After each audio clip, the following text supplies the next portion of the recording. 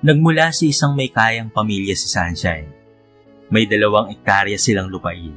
Nagtatrabaho ang kanyang ina bilang isang supervisor sa isang mall at may hawak na mga branch. Ang kanyang ama naman ang siyang namamahala sa kanilang 2 ektaryang bukirin. May kapatid siyang bunso na nag-aaral ng architecture sa Maynila at buwanan kong umuwi. Si Sunshine naman ay nakapagtapos sa kursong engineering. Ngunit habang nag-aaral siya noon, ay naisingit niya ang pagsusulat. Yun kasi ang talent niya. Graduate siya ng magna cum laude, pero ang kanyang puso ay nasa pagsusulat. Marami ang nag-aalok sa kanya ng trabaho, pero mas pinili niya ang passion niya. Yun ay ang pagsusulat. Hindi naman inuobliga si Sunshine na magtrabaho. Nire-respeto ng kanyang magulang ang desisyon niya. Nasa bahay lamang siya, sa kanyang opisina sa bahay. Makikita ang isang library na punong-puno ng mga libro, mapa-English man o Tagalog. Minsan, ang sinusulat niya ay English novel, at kung minsan naman, ay Tagalog novel. Ini-upload niya iyon sa isang website, at binabasa naman iyon ng mga Amerikano at ibang lahi na nakakaintindi ng wikang Ingles. Kapag Tagalog naman, sa Pilipinas lamang iyon. Kumikita siya buwan-buwan sa pagsusulat. Doon niya kinukuha ang mga pangangailangan niya at ang mga gusto niyang bilhin. Sabado yon ng gabi, naghahapunan sila. Naroon si Mildred, ang kanyang ina, si Tirso na kanyang ama, at ang kanyang kapatid na si Suzette. Tinanong siya ng kanyang ama, "Anak, kailan mo balak na mag-apply ng trabaho o kaya itanggapin ang alok ng iyong tiyo Dante na magtrabaho sa pinagtatrabahuang firm?" Huminto sa pagkain si Sunshine at tinignan ng kanyang ama. Ngumiti siya rito. Sinabi niya na gusto niya namang magtrabaho, pero masepa siya sa ginagawa niyang pagsusulat. Hindi na lamang umimik pa si Tirso. Tinignan niya ang asawa. Ngumiti lamang ito at tumungo, na ang ibig sabihin ay hayaan na lamang ang kanilang anak sa gusto nito. Ang mahalaga naman kasi ay masaya si Sunshine sa ginagawa. Ngumiti naman si Tirso, katunayan na nare-respeto nila ang anak sa desisyon nito. Mahirap pilitin ang isang tao na gawin ang isang bagay na hindi nito gusto o ayaw pa nitong gawin. Mape-pressure lamang ito at ang mahirap pa ay baka magrebelde at maglayas. Ang sabi naman ni Suzette sa ate niya, kung saan daw ito masaya, ay susuportahan nila. Yun din ang sinabi ng kanyang magulang. Naiyak si Sunshine dahil suportado siya ng kanyang pamilya. Nagpatuloy sila sa pagkain at pagkatapos noon, nanood silang mag-anak ng movie sa TV habang kumakain. Kinabukasan, lumabas si Sunshine ng kanilang bahay. Nag-jogging siya para naman ma-exercise mamayang gabi at babalik na ang kapatid niya sa Maynila. Akmang palabas na siya nang tawagin siya ng kanyang kapatid at sinabing sasama raw ito sa pagja-jogging. Nasa isang subdivision sila. Dahil malaki ang ipon ng kanyang magulang, nabili nila ng cash ang bahay. Medyo malapit lang naman roon ang kanilang bukirin. Nagpupunta roon ang kanyang ama para tingnan ang pananim. Naroon pa rin ang bahay nila. Nirerentahan ng bayaw ni Tirso sa pinsan. Mura lamang iyon para hindi mabigatan ng mag-asawa, lalo at may mga anak sila. Habang nagja-jogging ang magkapatid, nakasalubong nila ang kaklase ni Sunshine noong high school. Isa rin itong engineer. Nagtapos sa isang universidad sa kanilang bayan. Ito ay si Eman. "Sunshine, Suzette, kayo pala yan." Pati nito sa kanila. Huminto naman ang magkapatid at binati ang lalaki. "May trabaho ka na ba ngayon, Sunshine?" Tanong nito. Umiling ang dalaga at sinabing nasa bahay lamang siya at nagsusulat. Natawa naman ng mahina si Eman at sinabi na bakit ito nagsusulat. Isa siyang engineer. Magna cum laude pa. Kayang-kaya niyang maghanap ng trabaho at ito ay matanggap kaagad. Baka nga siya pa ang inaalok ng trabaho dahil sa kanyang talino at napakagaling na talento. Ang sabi naman ni Sunshine, wala pa siyang planong i-pursue ang propasyon niya. Masaya naman siya sa kanyang ginagawa at kumikita siya kahit papano. Hawak pa niya ang kanyang oras at wala siyang boss. Walang kota o walang kasamahan sa trabaho na pakikisamahan. Umiling na lamang si Eman at sinabi na sayang ang natapos niya kung pipiliin niya lamang ang pagsusulat. Hindi naman malaki ang kinikita niya roon. Pagkaalis na Eman, hindi napigilang mapaiyak ni Sunshine. dahil minalit lamang ang ginagawa niya. Hinawakan naman ni Suzette ang kanyang kamay at sinabing huwag nang pansinin si Eman. Gawin na lamang daw niya ang gusto niya dahil hindi naman si Eman ang magpapakain sa kanya. Nandito kami ng mga kamag-anak mo, ate. Suportado namin ang ginagawa mo. Hayaan mo na sila. Pagpapagaan ng loob ni Suzette sa kanya. Nagpasalamat naman si Sunshine sa kanyang kapatid. Ipinagpatuloy na nila ang pagja-jogging. Nang matapos, ay umuwi na nga sila. Naging abala naman si Sunshine sa pagsusulat sa araw na iyon dahil may update siya na kailangang tapusin. Habang nagsusulat, naroon ang saya na nararamdaman niya dahil naghihintay ang kanyang mga readers ng update niya. Nang matapos, napaulat siya ng mga kamay. Nag-open siya ng kanyang cellphone at binasa niya ang message na galing sa kanyang matalik na kaibigan na nasa Maynila ngayon. Doon kasi ito nagtatrabaho. Paminsan-minsan ay bumibisita siya roon kapag dinadalaw nila Suzette. Medyo malayo sa universidad ang bahay ng kaibigan niyang si Annabel. Magkaibigan na sila since first year college pa lamang. Hindi niya maiwasang malungkot nang mabasa ang message nito sa kanya. Ang sabi kasi nito, may mga chismis daw na nasasagap si Annabel patungkol sa kanya. Open silang dalawa sa isa't isa. At ang sabi nito ay naririnig daw ng kaibigan sa mga katrabaho niyang kabatch nila na bakit daw pagsusulat ang pinili niya kaysa pagiging engineer. Humingi ng pasensya si Annabel pero dapat malaman niya iyon. Gawin daw ni Sunshine iyon ng motivation para magpursigi pa sa pagsusulat. Hangat ko ang success mo, bes. Masayang sabi ni Annabel. Nagpasalamat siya sa kanyang kaibigan at sinabing gagawin niya ang lahat maging successful lamang siya. Gusto niyang patunayan na may mararating siya. Kaya naman gumawa siya ng nobela na pwedeng isalibro. Magte-take risk lamang siya sa pagbebenta ng kanyang mga akda. Kahit papaano ay may kikitain naman siya roon kapag nakabenta siya o ang mag-publishing house kung saan niya isinalibro ang nobela. 2 buwan na sinulat ni Sunshine ang nobela na iyon. Nang matapos at ma-edit, kinontak niya ang kilalang publishing house. Kakilala niya ang may-ari niyon. Inalok na siya nito dati na gawing libro ang nobela niya, pero tumanggi lamang siya. Ang sabi niya, maliit pa lamang ang mga readers niya. Baka nga mas gusto nila na magbasa sa site kaysa bumili ng libro niya. Susubukan pa rin naman niya sapagkat wala namang masamang sumubok. Mas mahirap kasi kung hindi mo susubukan ito. Ipinasa na niya ang manuscript ng kanyang nobela. Edited na rin iyon. Naghintay siya ng 2 linggo para matapos iyon. Nang matapos ay sobrang saya niya dahil sa wakas ay may libro na siya. Inilagay niya iyon sa kanyang social media account para makita ng kanyang mga kaibigan na mahilig sa libro. At pati na rin sa mga readers niya na gustong bumili ng kanyang mga libro. Ganado siyang magsulat noon. Sobrang saya niya nung may nag-PM sa kanya na reader niya at gustong bumili ng kanyang libro kasama ang mga kaibigan nito na nagbabasa rin ng kanyang mga libro. Bukas siya makikipagkita sa mga ito para ibigay ang libro nila. Ibinalita naman niya sa kanyang mga magulang at kapatid ang isa sa mga achievements niya. Sobrang saya ng mga ito para sa kanya at proud na proud sila. Kinabukasan, nakipagkita na siya sa 4 na magkakaibigan at binentahan ng libro. Pagkatapos noon, nagpa-picture sila sa kanila. Simula nang may post niya ang kanyang libro, sunod-sunod na ang pagbili ng kanyang mga readers ng libro niya.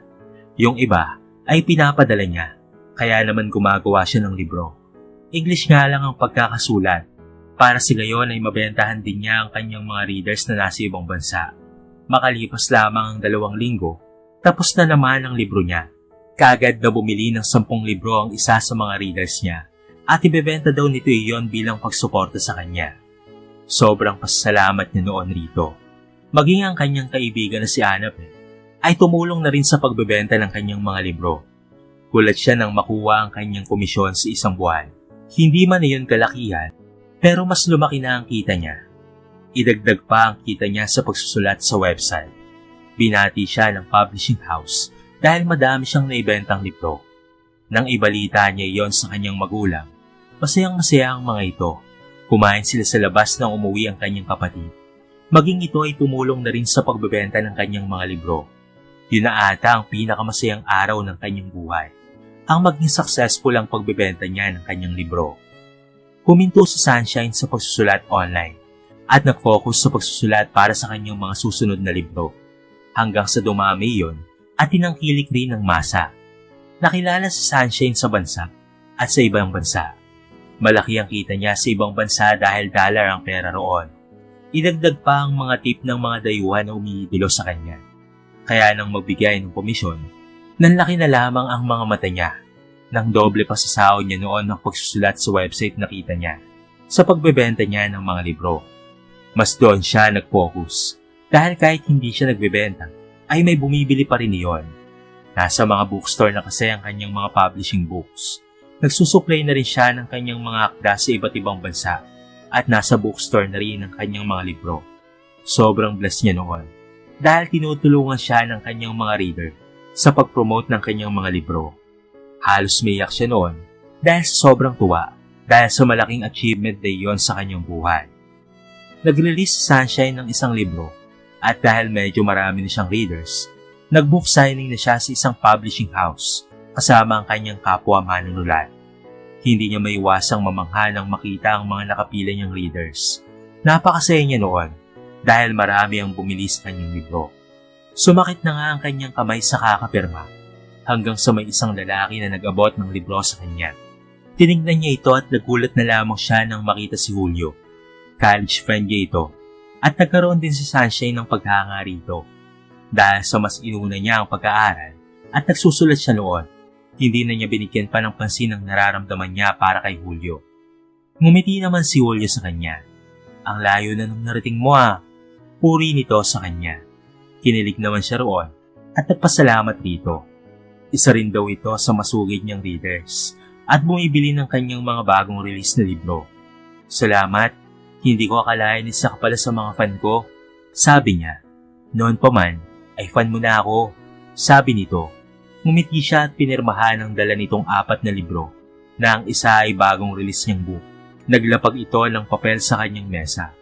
Tinabi muna niya iyon dahil sa pag-aakala na wala lamang iyon. Nang matapos siya sa pagpirma, doon lamang niya naalala ang papel na ibinigay ni Julio. Nanlaki na lamang ang kanyang mga mata nang mabasa ang nakasulat doon. Inaanyayaan siya ng binata na lumabas para mag-lunch. Nasa lobby ito naghihintay. Napatayo siya at kaagad na nagpunta sa lobby. After ng lunch ulit pagdating ng mga readers niya para magpapirma ng mga libro para sa kanilang iniidolong author. Nakita niya si Julio na may kausap na lalaki.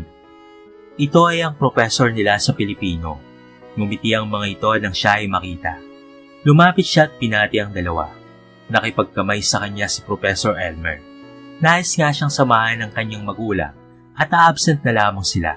Pero sinabi niya na siya na lamang mag-isa dahil sayang ang araw ng mga ito at sa susunod na lamang na book signing niya. Ang layo na nang narating mo, Iha. Akalain mo yun?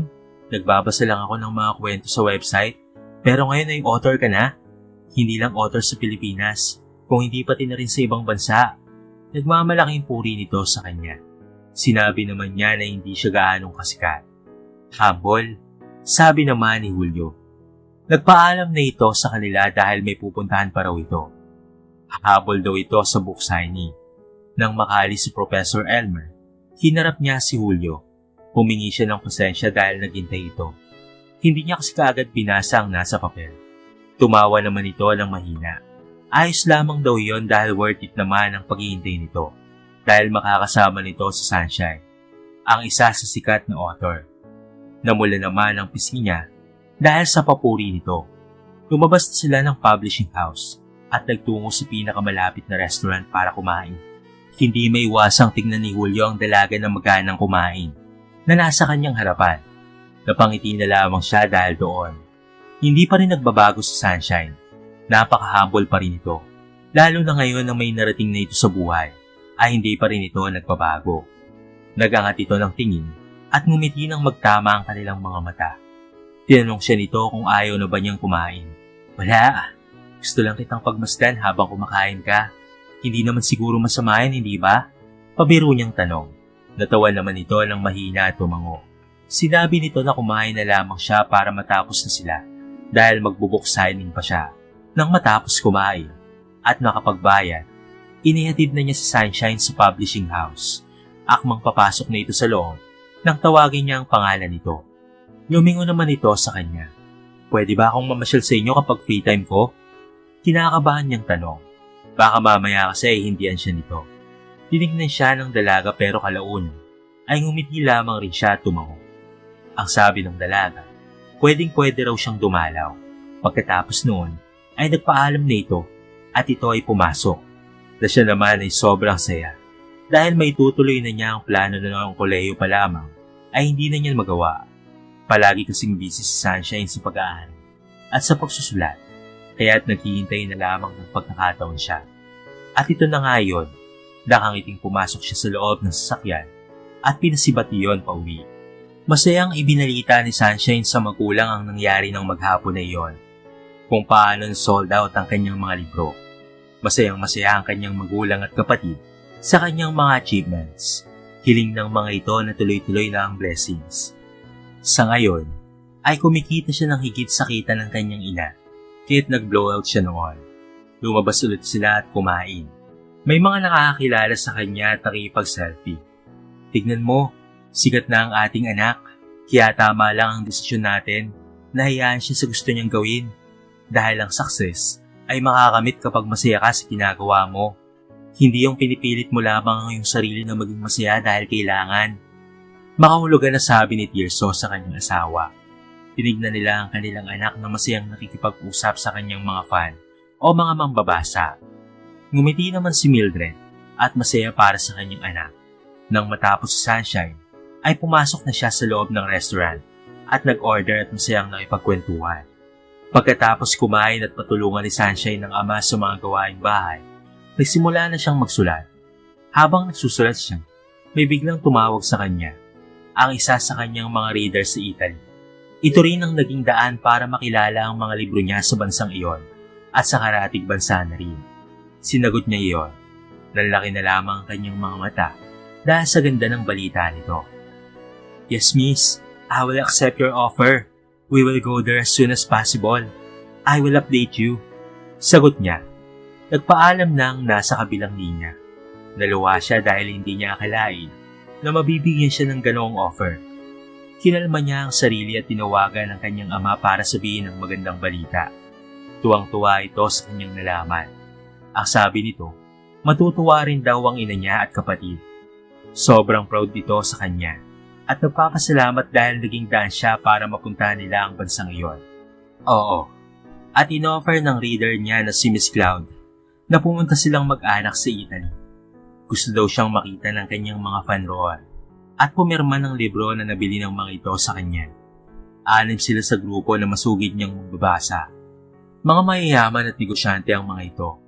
Sagot ng mga ito ang lahat ng magiging tutuluyan nila.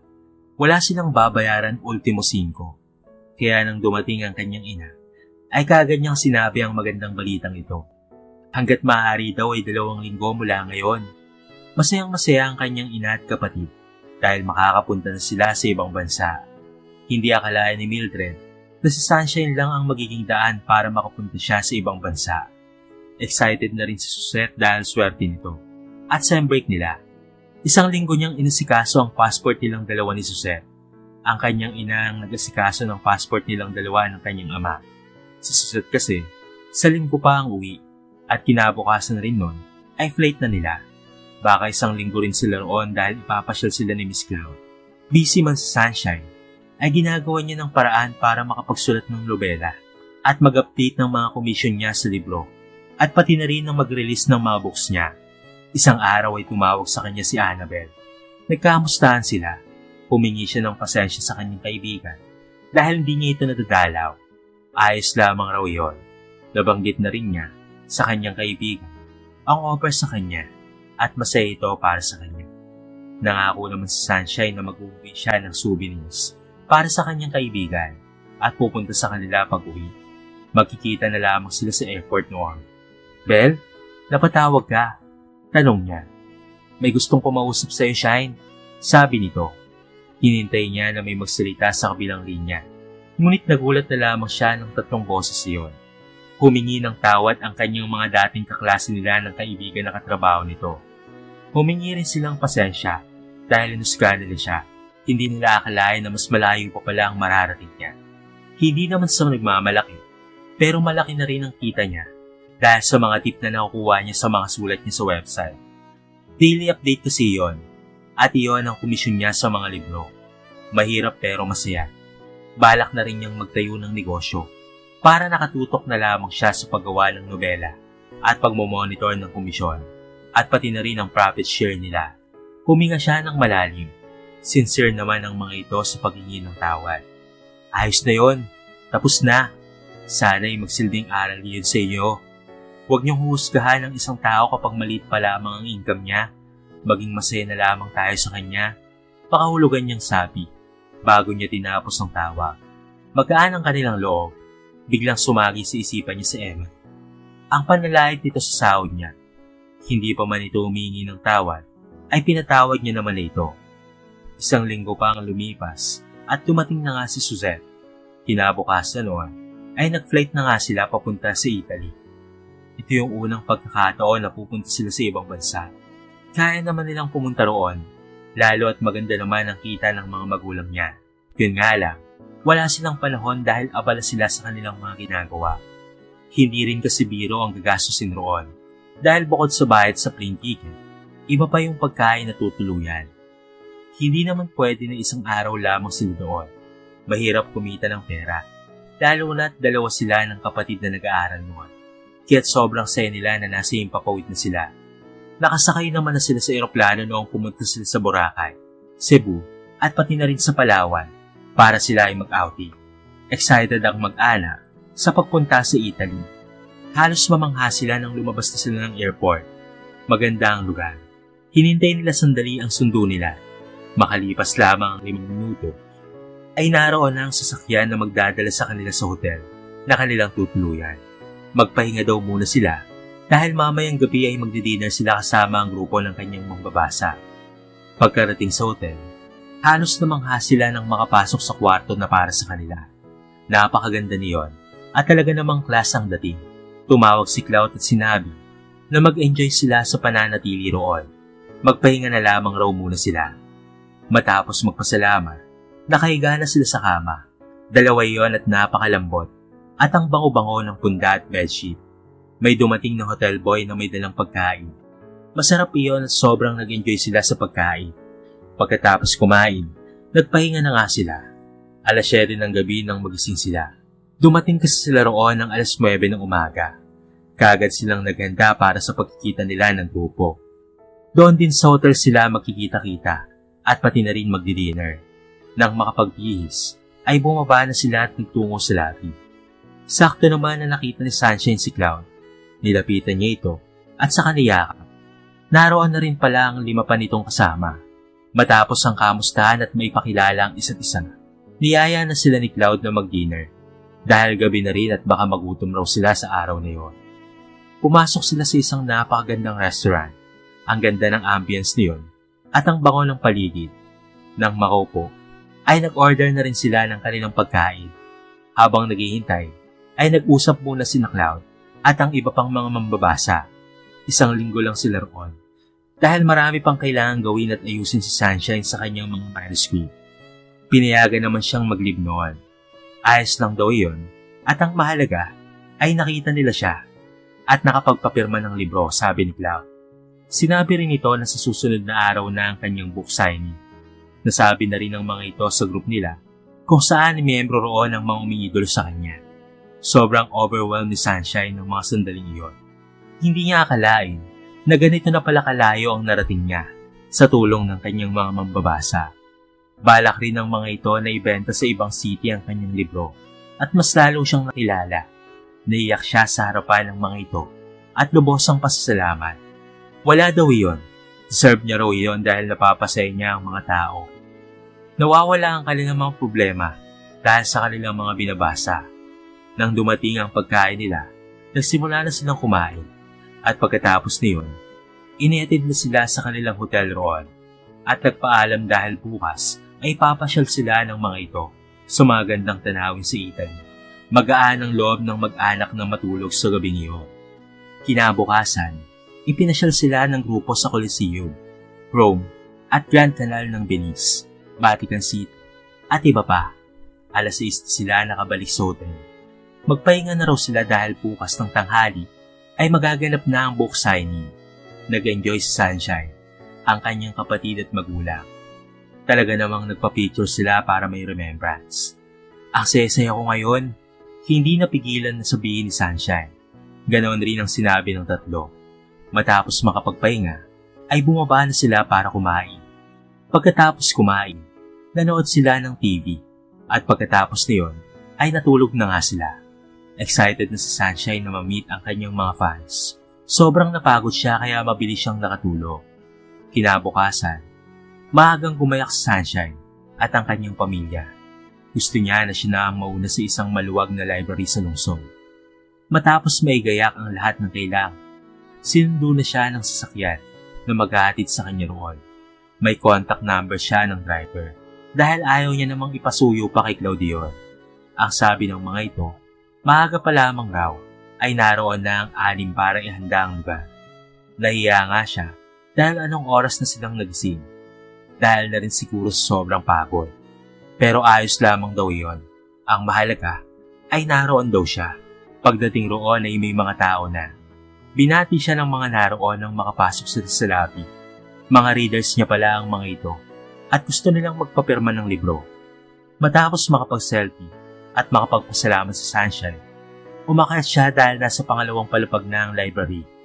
Nang makita nila ang lugar, namangha siya sa lugar na iyon, sa ayos, sa ganda, at higit sa lahat sa mga napakaraming libro na nasa bookshelves.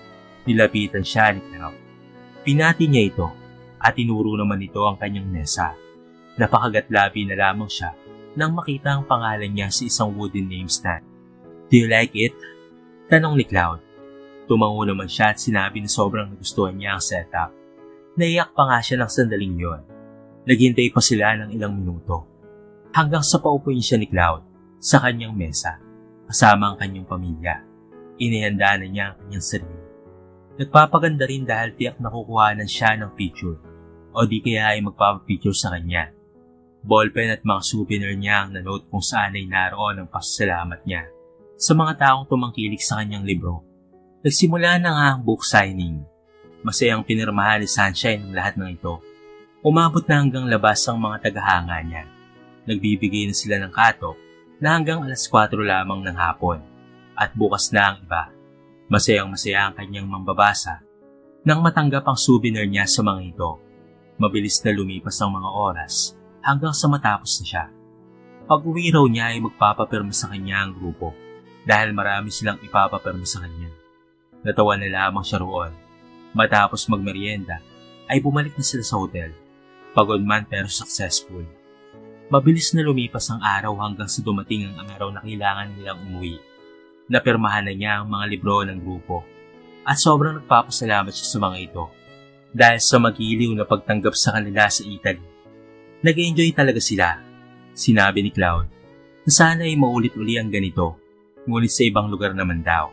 Sumang-ayon naman siya at hinatid siya ng mga ito sa airport. Muli ay nagkayakapan sila bago sila tuluyang nagpaalam. Makalipas ang mahabang biyahe, nakarating na sila sa Pilipinas. Nag-stay sila sa isang hotel sa Maynila para makapagpahinga. Tip ng isang mayamang tagahanga ni Sunshine. Kinabukasan, inihatid nila si Suzette sa dorm matapos niyang bisitahin si Annabelle at maibigay ang mga pasalubong nito. Nagkamustahan at kumain sila sa labas. Nagpasalamat ang kapatid niya dahil nag-enjoy ito. Nagrenta sila ng van na binayaran ng kanyang mga tagahanga para komportable silang uuwi. Pagdating ng bahay, ay nagpahinga kaagad sila dahil sa pagod sa biyahe. Pagod man pero worth it. Kinabukasan, nag-jogging si Sunshine dahil hindi siya nakapag-jogging noong nakaraan. Nakasabay niya si Eman. Tahimik lamang ito sa tabi niya at hindi nagsasalita hanggang sa kinamusta na nga siya nito. Sinabi niya kung saan siya nagpunta nitong mga nakaraang araw. Tumangutango lamang ang binata hanggang sa mag-sorry ito sa kanya. Nilingon niya ito at nginitian. Baka sa mukha nito ang lungkot at pagsisisi sa mga nasabi niya noon. Ngumiti lamang siya at sinabi na kalimutan na iyon at nagpapasalamat ito sa Diyos. Congratulations, Sunshine. Sana ay malayo pa ang marating mo. Sincero nitong sabi. Nagpasalamat naman siya rito.